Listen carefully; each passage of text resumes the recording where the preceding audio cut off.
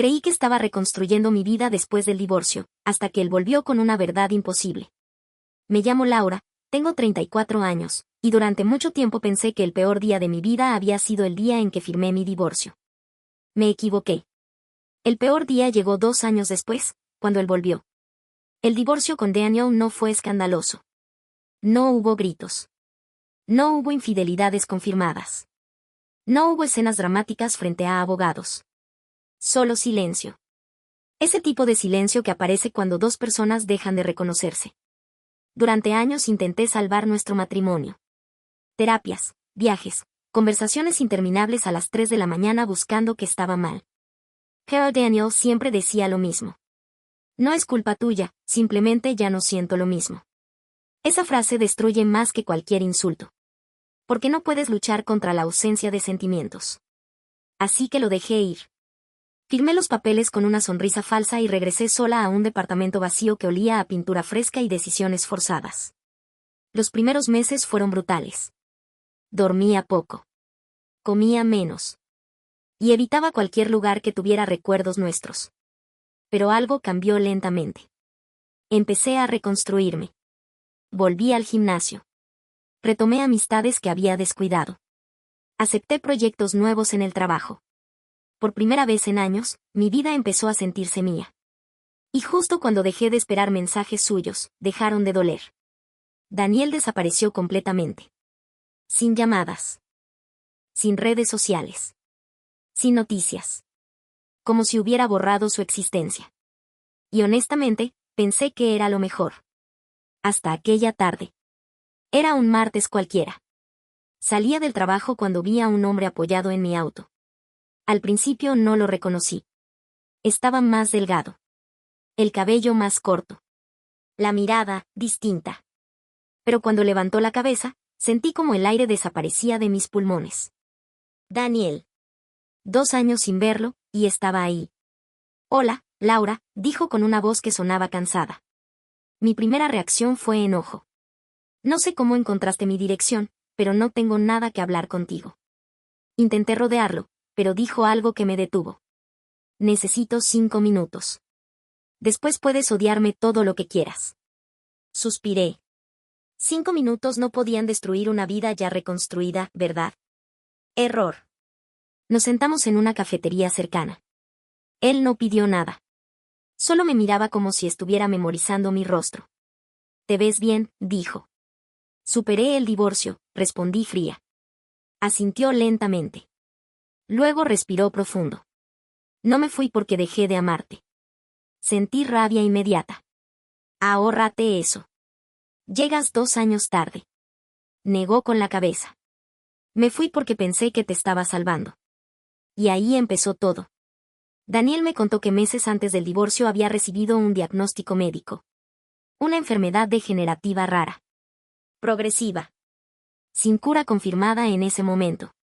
Los médicos le dijeron que probablemente perdería movilidad en pocos años. Que necesitaría cuidados constantes. Que su vida cambiaría por completo. Lo miré sin saber qué sentir. ¿Y decidiste divorciarte para, qué? ¿Hacerte el héroe? Sus ojos se llenaron de lágrimas. Para que no destruyeras tu vida cuidándome. El café se volvió insoportablemente silencioso. No confiabas en mí, susurré. Te amaba demasiado para condenarte. Quise enojarme. Quise levantarme. Pero algo dentro de mí se quebró. Quise enojarme. Quise levantarme. Pero algo dentro de mí se quebró.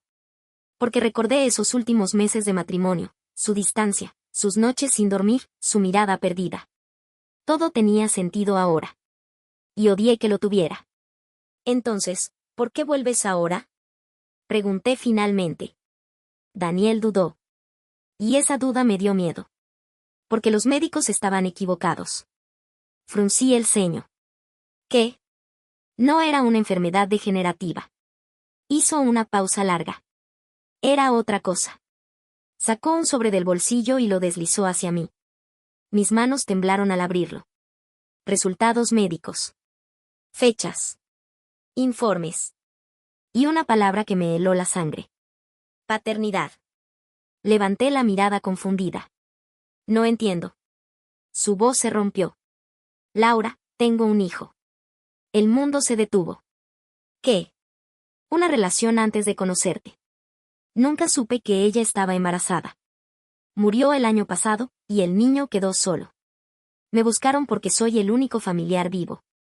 Sentí que el suelo desaparecía. ¿Y eso qué tiene que ver conmigo? Entonces dijo la frase que cambió todo. Porque él te conoce. Mi corazón empezó a latir con violencia. Eso es imposible. Daniel tragó saliva. Durante el divorcio, cuando yo ya sabía del diagnóstico, ella empezó a traerlo al hospital donde trabajabas. Tú lo ayudaste varias veces sin saber quién era. Imágenes comenzaron a aparecer en mi mente. Un niño silencioso. Ojos grandes. Siempre dibujando en la sala de espera. Mateo. El niño que yo cuidaba mientras esperaba pacientes. No, susurré. Preguntaba por ti todos los días después de que te fuiste del hospital. Sentí lágrimas caer sin permiso. ¿Por qué me cuentas esto ahora? Daniel respiró hondo. Porque él está enfermo, y pidió conocerte otra vez. El aire desapareció. ¿Por qué a mí? Su respuesta fue apenas un susurro. Porque dice que eres la única persona que lo hacía sentir seguro. El hospital olía exactamente igual que antes. Desinfectante. Café frío. Y miedo. No había vuelto desde que renuncié después del divorcio. Ese lugar estaba lleno de recuerdos que prefería mantener enterrados. Daniel caminaba a mi lado en silencio. Noté algo que antes no había visto. Cojeaba ligeramente. ¿Te duele? Pregunté sin pensar. Sonrió apenas. Un poco, nada grave. Mentía mal. Siempre lo había hecho. Subimos al tercer piso. Cada paso hacía que mi pecho se apretara más. No sabía qué iba a sentir al verlo. No sabía si estaba preparada. Cuando llegamos a la habitación, Daniel se detuvo antes de abrir. Hay algo más que debes saber, dijo. Lo miré cansada. Espero que ya no tengas más verdades imposibles. Bajó la mirada. Mateo cree que tú eres la razón por la que sigo vivo. Fruncí el ceño. ¿Qué significa eso? Durante mi tratamiento, cuando pensaba que iba a morir, lo único que me hacía seguir era imaginar que algún día te explicaría todo. Mi garganta se cerró. No respondí. Porque una parte de mí todavía estaba enojada, pero otra empezaba a entender cuánto dolor había cargado solo. Daniel abrió la puerta. El hospital olía exactamente igual que antes. Desinfectante. Café frío. Y miedo. No había vuelto desde que renuncié después del divorcio. Ese lugar estaba lleno de recuerdos que prefería mantener enterrados. Daniel caminaba a mi lado en silencio. Noté algo que antes no había visto.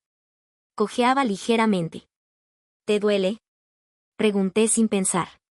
Sonrió apenas. Un poco, nada grave. Mentía mal. Siempre lo había hecho. Subimos al tercer piso. Cada paso hacía que mi pecho se apretara más. No sabía qué iba a sentir al verlo. No sabía si estaba preparada. Cuando llegamos a la habitación, Daniel se detuvo antes de abrir. Hay algo más que debes saber, dijo. Lo miré cansada. Espero que ya no tengas más verdades imposibles. Bajó la mirada. Mateo cree que tú eres la razón por la que sigo vivo. Fruncí el ceño. ¿Qué significa eso? Pasé la siguiente hora escuchándolo hablar. Me contó sobre la escuela. Sobre los dibujos que hacía. Sobre cómo odiaba la comida del hospital. Daniel observaba en silencio desde la esquina. Había algo distinto en su mirada. No era nostalgia. Era miedo. Cuando Mateo se quedó dormido, salimos al pasillo. ¿Qué tiene exactamente? Pregunté. Daniel tardó en responder. Una condición cardíaca congénita. Necesita cirugía. El aire se volvió pesado. ¿Es peligrosa? Asintió lentamente. Mucho. Sentí un nudo en el estómago. ¿Y la familia de su madre? Su expresión cambió. No quieren hacerse cargo. Esa frase me golpeó más fuerte de lo esperado. Porque reconocí ese sentimiento. Abandono. Silencio. Soledad. Lo mismo que yo había sentido cuando él se fue. ¿Por qué yo, Daniel? Pregunté finalmente. ¿Por qué traerme a esto? Su respuesta fue inmediata. Porque eres la única persona que Mateo eligió. Lo miré confundida. ¿Elegido? Sacó un pequeño cuaderno del bolsillo. Era un cuaderno infantil lleno de dibujos. Lo abrió en una página específica. Ahí estábamos nosotros tres. Él, Mateo y yo, tomados de la mano. Debajo, una frase escrita con letras torcidas. Mi familia cuando todo esté bien. Sentí que el pecho me ardía. No puedes hacerme esto, susurré. No intento recuperarte, dijo rápido. Solo, necesitaba que supieras que cambiaste más vidas de las que imaginabas. Pero el problema era ese. No estaba segura de que fuera verdad. Porque algo dentro de mí comenzaba a despertar otra vez. Algo peligroso. Algo que creí enterrado junto con nuestro matrimonio. Durante las semanas siguientes empecé a visitar a Mateo todos los días. Sin planearlo. Sin prometer nada. Solo, aparecía. Le ayudaba con tareas. Veíamos películas. Dibujábamos juntos. Y lentamente, sin darme cuenta, Daniel y yo empezamos a hablar otra vez. No como esposos. No como amantes. Sino como dos personas que finalmente se decían la verdad. Una noche, mientras caminábamos fuera del hospital, le pregunté.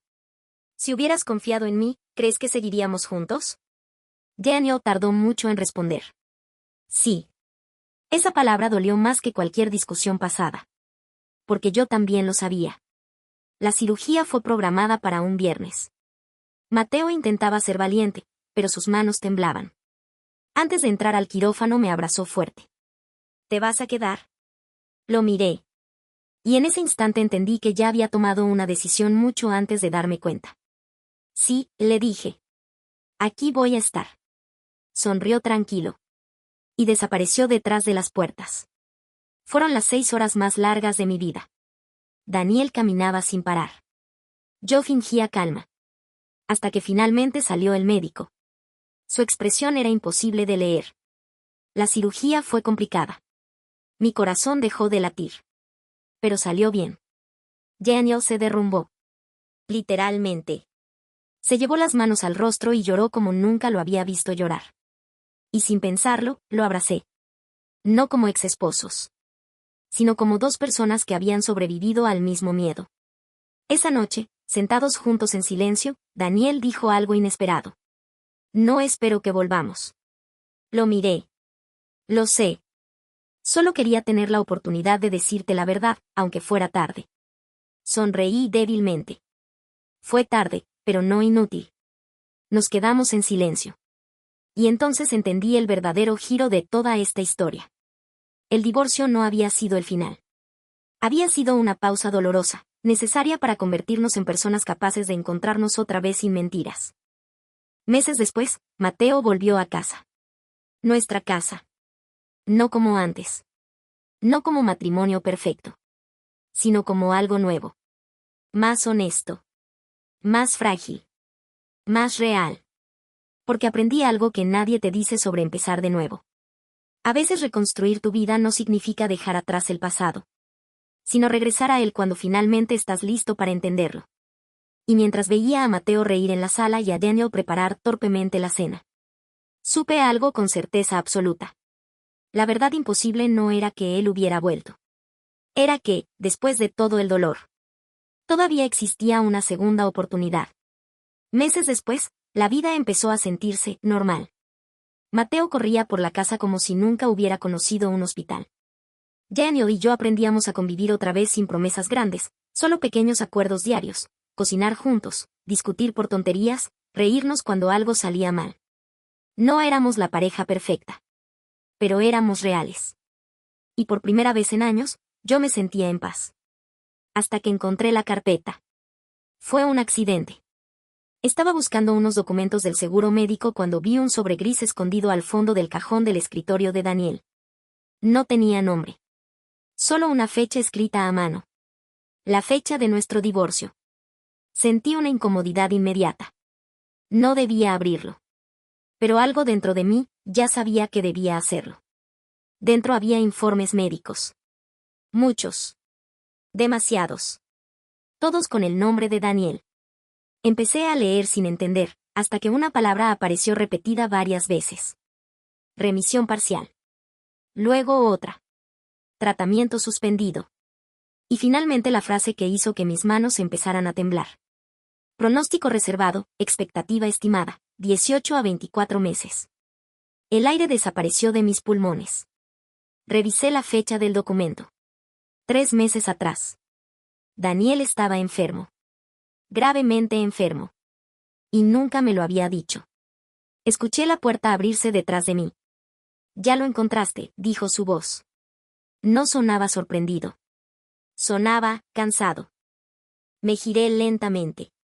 ¿Desde cuándo? Pregunté, apenas pudiendo hablar. Se apoyó contra la pared. Desde antes de buscarte. Sentí rabia subir como fuego. ¿Me trajiste de vuelta sabiendo que te estás muriendo? Sus ojos se llenaron de algo que no era culpa. Era miedo. No quería morir solo. El silencio fue brutal. ¿Todo esto fue por eso? ¿Mateo? ¿La cirugía? ¿Nosotros? Negó rápido. No. Mateo necesitaba una familia, y tú merecías saber la verdad sobre nosotros antes de que fuera tarde. Mis ojos se llenaron de lágrimas. Decidiste por mí otra vez. Su voz se quebró. Porque la última vez que intenté protegerte, te perdí. Me senté lentamente. Todo encajaba ahora. Su urgencia. Su forma de mirarme. La manera en que observaba cada momento como si intentara memorizarlo. Daniel no estaba reconstruyendo su vida. La estaba despidiendo. ¿Cuánto tiempo? Pregunté finalmente. Bajó la mirada. No lo saben exactamente. El reloj de la cocina seguía sonando. Tic. Tac. Tic. Tac. Cada segundo ahora tenía peso. ¿Por qué no me lo dijiste desde el inicio? Sonrió triste. Porque quería que volvieras por elección, no por lástima. Esa frase me destruyó. Porque entendí algo terrible. Yo sí había elegido volver. Sin saber que estaba entrando en una despedida. Esa noche no discutimos. No gritamos. Solo nos sentamos juntos en el sofá, en silencio, viendo a Mateo dormir. Daniel tomó mi mano con cuidado. Esta vez no quiero mentirte más, susurró. Solo quiero que, cuando llegue el momento, recuerdes que lo intentamos de verdad. Apoyé mi cabeza en su hombro. Y por primera vez desde que regresó. Lloré sin contenerme. Porque la verdad imposible no era que él hubiera vuelto. Ni que todavía lo amara. La verdad imposible. Era que justo cuando aprendí a reconstruir mi vida. El tiempo volvía a arrebatármela.